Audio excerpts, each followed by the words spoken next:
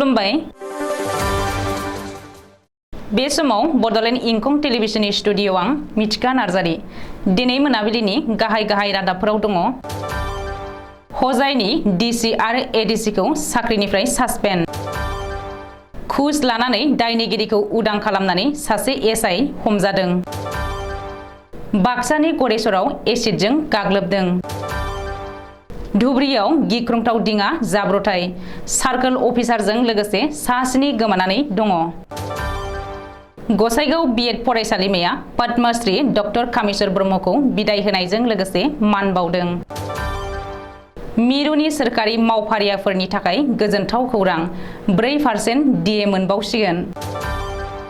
मसलपुराव पन्चायत आरो गामि जौगा बिफाननि बानजायनायाव आसाम सार्डिअ मेला, सजल फाउन्डेसनाव निखावरि आइजोफोरनो अनसुंथाइ होदों। दानिया फै आबुं रादाबाव।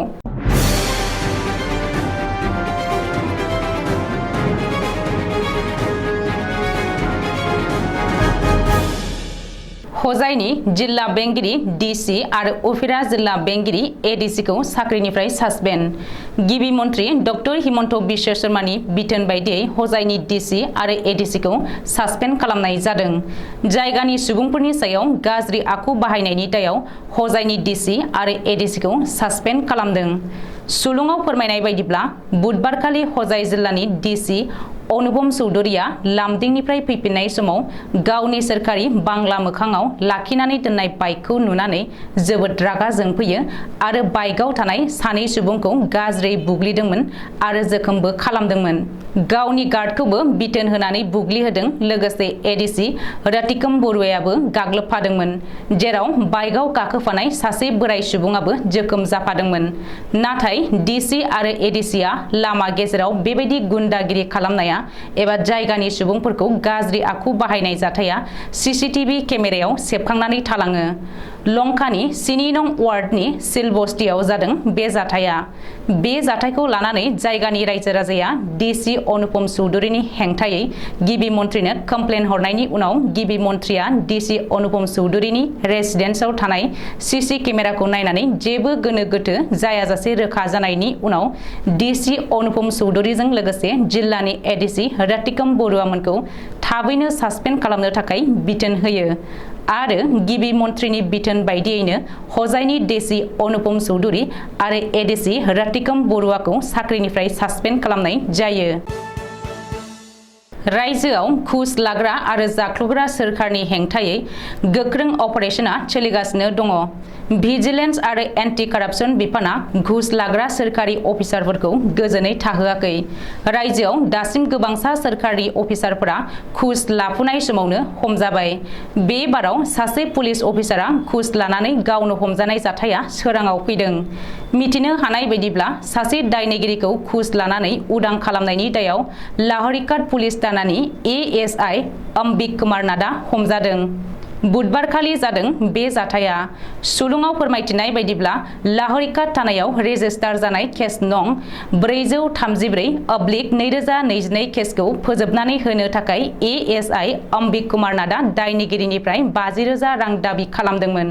बेनिनो गिबि किस्तियाव 10,000 रां लादोंमोन। नाथाय मैया नैथि किस्तियाव आरोबाव 15,000 रां घुस लानाय समावनो गिबि मन्थ्रिनि भिजिलेन्स आरो एन्टि कारापसन बिफाना एएसआइ अम्बिक कुमार नाथखौ हमनो हायो। बबेखानि घुस लाना हमजानाय एएसआइ अम्बिक कुमार नाथनि सायाव गोख्रों नायबिजिरनाया सोलिगासिनो होननानैबो मिथिनो हादों। बाक्सा जिल्लानि गरेसराव एसिडजों गाग्लोबनाय जाथाया ओनसोलजों लोगोसे रायजो नाङै बयखौबो समखिहोदों। बुधबारखालि बेलासियाव जादों एसिडजों गाग्लोबनाय जाथाया। एसिडजों गाग्लोबजानाय सुबुंखौ बाक्सा जिल्लानि गरेसर बकुलगुरिनि थागिरि मानिक देबनाथ होननानै सिनायथिनो हादों। रिपर्ट बादिब्ला मानिक देबनाथआ मैया बेलासियाव गावनि खामानिनिफ्राय न' फारसे फैफिनगासिनो थानाय समावनो दुथांफोरा एसिडजों गाग्लोबो। बे जाथायाव मानिकआ एसिडजों खामजानानै गोब्राब जखम जायो। मानिकखौ गोब्राब हालोदाव साखाथिनि देहा फाहामसालियाव थिसननाय जादोंमोनब्लाबो गोजौ फाहामथायनि थाखाय गुवाहाटी मेडिकेल कलेज देहा फाहामसालियाव लांनाय जायो। बबेखानि मानिकआ माखासे सुथुरफोर दंमोन होननानै मानिकनि बिसिया फोरमायदों। ओरैहाय गरेस्वराव एसिडजों गाग्लोबनाय जाथायनि दायनिगिरिफोरखौ फारियै बिपिन राजबंशी, देवेन राजबंशी, कनक राजबंशी आरो पिंकु बिश्वास होननानै सिनायथिनो हादों होननानै बाक्सा पुलिसा सुलुङाव फोरमायदों। धुबुरीयाव बुरलुंबुथुर दैमायाव गिख्रंथाव दिङा जाब्रबथाय जादों। बुरलुंबुथुर दैमानि सेर ओनसोल एबा दैलाम ओनसोलाव बे गिख्रंथाव दिङा गोदोनाय जाथाया जादों। बे दिङा जाब्रबथायाव धुबुरीनि सार्कोल अफिसारजों लोगोसे माखासे सुबुंफोरा गोमानानै दङ। मिथिनो हानाय बायदिब्ला धुबुरीनि सार्कोल अफिसार सन्जु दासनि दैदेननायाव लाट मण्डल, नमेश उद्दिन आरो पिटार मुंनि सासे मावफारियाजों लोगोसे साथाम सोरखारि मावख'गिरिफोरनि मोनसे टीमा बुरलुंबुथुर दैमा चर ओनसोलाव फिल्ड भेरिफिकेशन खालामनो थाखाय थांदोंमोन। नाथाय सोरखारि मावख'गिरिफोरनि टीमा चर ओनसोलाव फिल्ड भेरिफिकेशन खालामना गिदिंबोफिननाय समावनो गिख्रंथाव दिङा जाब्रबथाया जायो। धुबुरी फुलबारियाव बुरलुंबुथुर दैमानि सायाव गोदानै बानायगासिनो थानाय दालांनि लहानि जेयाव सौग्रावनायनि जुनैनो बे गिख्रंथाव जाथाया जादों। बबेखानि दिनै बुरलुंबुथुर दैमायाव जाब्रबथाय जानाय दिङायाव साथाम सोरखारि मावख'गिरिफोरजों लोगोसे 29निबो बांसिन दावबायारिफोर दंमोन। जाब्रबथाय जानायनि उनावनो एसडीआरएफ आरो एनडीआरएफ बिफाना रेस्किउ अपारेशन खालामदों। नाथाय बे खौरांखौ सुजुनाय समहालागै धुबुरीनि सार्कोल अफिसारजों लोगोसे 10 एबा 12 दावबायारिफोरा गोमानानै दं होननानै खौरां मोन्दों। गसाइगाव सोहोरनि नेपालपारायाव थानाय नायल' जाल' गसाइगाव बिएड फरायसालिमायाव गोबाव समनिफ्रायनो सामलाय आफादनि आफादगिरि महरै बिबान लाबोनाय पद्मश्री लोगोसे साहित्य एकाडेमि बान्था मोनगिरि डक्टर कामेश्वर ब्रह्मखौ दिनै बिदाय होनानै मान बावदों। गोलाव समनिफ्रायनो गसाइगाव बिएड फरायसालिमा सामलाय आफादनि आफादगिरि मासि लाबोनाय पद्मश्री डक्टर कामेश्वर ब्रह्मआ गसाइगाव बिएड फरायसालिमानि सामलाय आफादनि आफादगिरिनिफ्राय जिरायनायनि उनाव बिथांखौ बिदाय होनायजों लोगोसे मान बावदों। मख'नो गोनांदि पद्मश्री कामेश्वर ब्रह्मआ गसाइगाव बिएड फरायसालिमानि जौगानाय आरो नांगौ बायदि फोरमान बिलाइ आरो फरायसालिनि महर होनाय, बिल्डिं लुनाय मोनफ्रोमबो बिथिङाव गावखौ बावसोमबोनानै खामानि मावबोदोंमोन। दिनै बे बिदायनि समाव फरायसालिमा नाङैनो गोबां दुखु जादों आरो पद्मश्री डक्टर कामेश्वर ब्रह्म बायदि बावसोमग्रा मोननाया जोबोद गोब्राब होननानै फोरमायदों 28 नं गसाइगावनि एमएलए जिरन बसुमतारी आरो फरायसालिमानि गोरायुं डक्टर अजित बर'मोना। मिरु सोरखारनि मावफारियाफोरनि थाखाय जोबोद गोजोनथाव खौरां।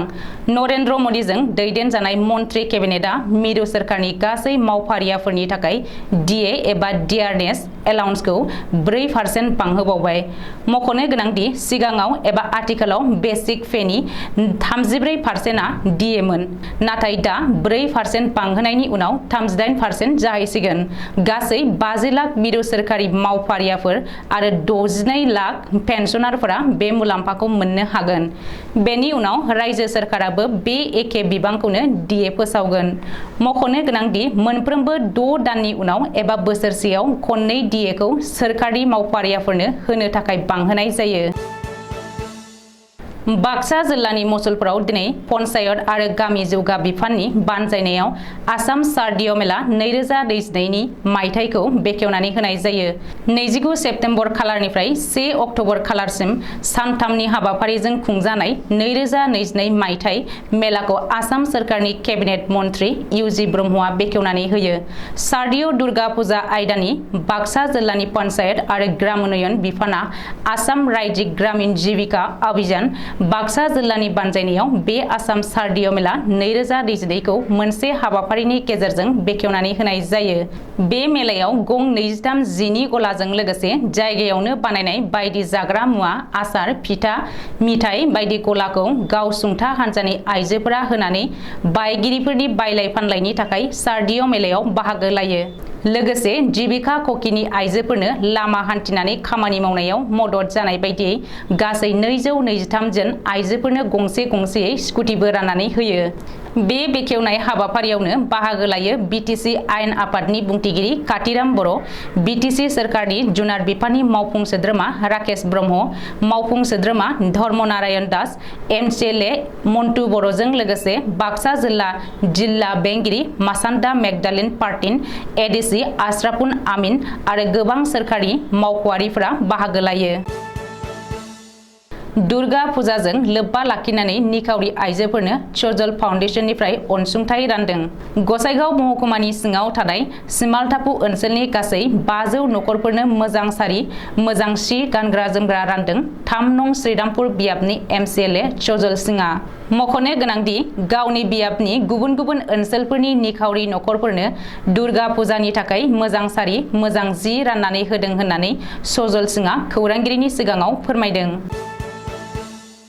दिनै मोनाबिलिनि रादाबा एसेनोसै। गोजोन्थों।